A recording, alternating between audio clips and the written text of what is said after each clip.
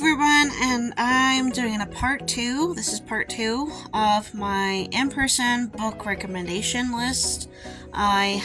We just finished doing this section, which is all my series, and showed all the first books of all these series.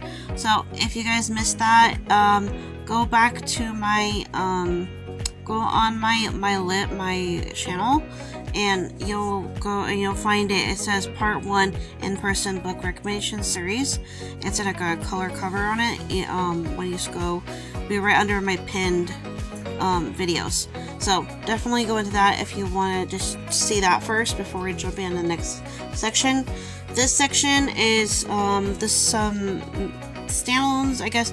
So I have 3 cowboy books, and then the rest, I guess, are these, except for one that would be movie inspired or something, because I didn't really know where to put these or combine them with.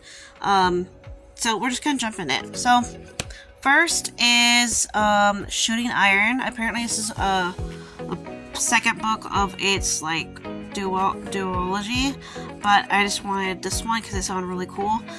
This one's about like justice and revenge and some guy's past or something. So it looks really, really cool. I really like this author a lot. He has a really nice way of style and writing of the Wild West. So I really like this. I really like the art cover, and the story sounds really cool. Really heavy action packed, so do recommend it. I got this on paperback from Amazon. So that's where I got this, and you can also find it at Barnes & Noble as well.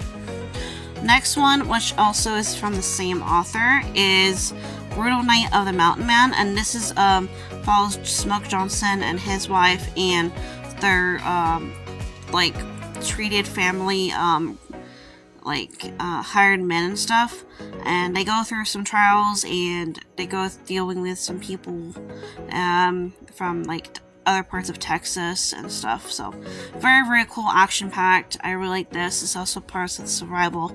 Kind of gives me combination of Gunsmoke and Bonanza vibes for stuff what's going on through that book. And I have read this whole book, by the way. This one I have not read yet. It'll be on my to read lists. Next is Texas Kill of the Mountain Man. Same thing with Smoke Johnson. This, I guess, it was part of his like a 50 book series, which is ridiculous. But not ridiculous, but this is so long. Apparently, in reading order, this book comes 4 books later than this one. But I honestly don't care because I'm streaming on standalones, which this I read on Amazon that these books, the Mountain Man series, can be treated as standalone, because there's sometimes increments in certain books that will show reference to a different book, so you don't have to read that a different book, which I found in Brutal Night of the Mountain Man because it had a person's reference to it or a memory of something that happened. So next is a standalone. It came with this original copy that came with my Briar model, is National Velvet. I have read I have the movie. I've seen a group watching it, but I never actually read the book. So this is on my to read book list.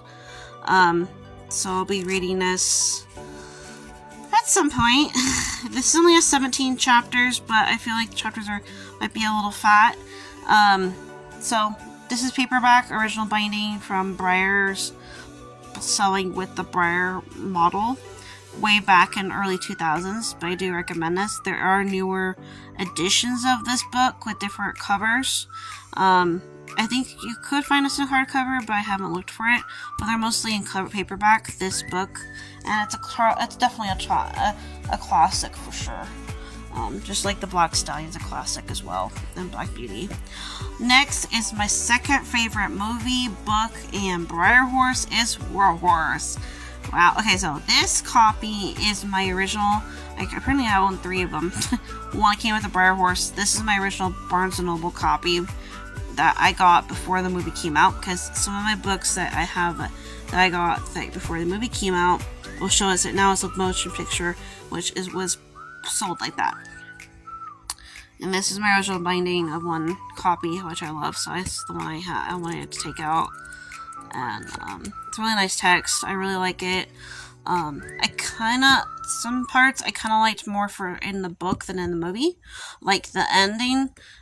It was included in the movie, but I'm really glad I got to know a little more information about what happened to Albert and Joey at the end of it. So, very cool. This is just a fact book. I do recommend this book, but it's not relevant to a movie or anything. This is just a history book of dragons in general. So, but I do recommend this. Gosh, what's happened to my voice? And I found this actually at my local Barnes & Noble, and it's hardcover. So, I don't know if you can find another exact copy of this, but you'll find other versions of this on Amazon, and also Barnes & Noble. This is part of a trilogy, but I would recommend. The thing is, I would recommend this specific book instead of the whole series, unless you want to follow the whole trilogy, including their two predecessor prequels. That's the right term for it. Mockingjay really just brings everything full circle, and the second rebellion focusing on Katniss and her development, and also where she kind of like how we're going through with that love triangle kind of complex with before, like I was doing with talking about before with Fourth Wing kind of, and so there's this is also a dystopian world building kind of thing. I do really like the movies of Mockingjay the most than Catching Fire or Hunger Games itself. There are parts of those two movies I do like for character development, but for like the politics, it was kind of bland. But I feel like in the third book, how do I say the movies of the third book, which is Mockingjay Part 1 and 2, I feel like we get all development of not just politics, but Katniss' relationships and her friends and her full circle of growth and maturity and finding her place in the world and things like that. And then, yeah, so there's stuff to that.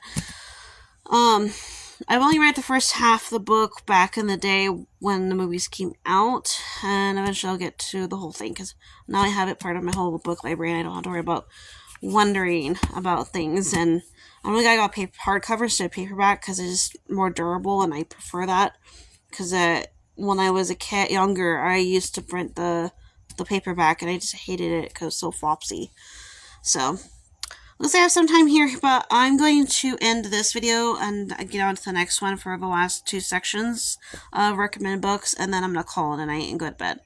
So, this section here that we just went through was westerns and a few standalones that were movie-related books. So, you can find all these books that I have mentioned on Barnes & Noble's website. You can also look for them on Amazon as well. So that's what I can say, and we'll see you in the next video. Bye!